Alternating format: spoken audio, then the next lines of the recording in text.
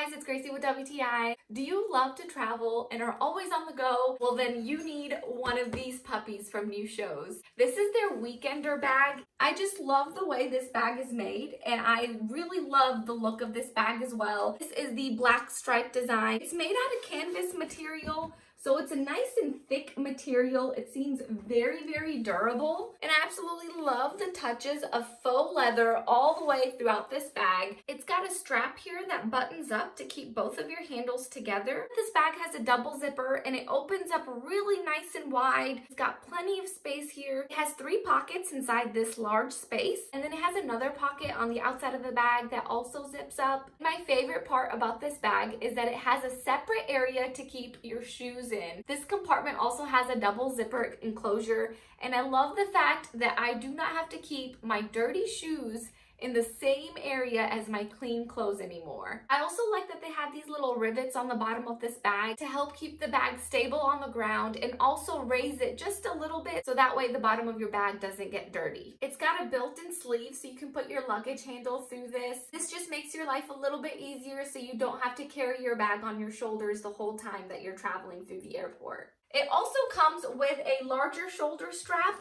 that's adjustable. It's easy to attach or remove this strap from the bag.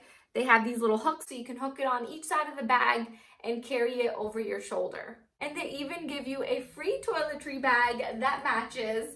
How cool is that? It comes with a zipper and there is plenty of space inside for all your toiletries. Also has a zipper on the inside. Maybe you can put your jewelry or whatever you want inside there. Overall, this is just such a great set. I am super happy with it, and I feel like every person should have one of these, and that's my point of view.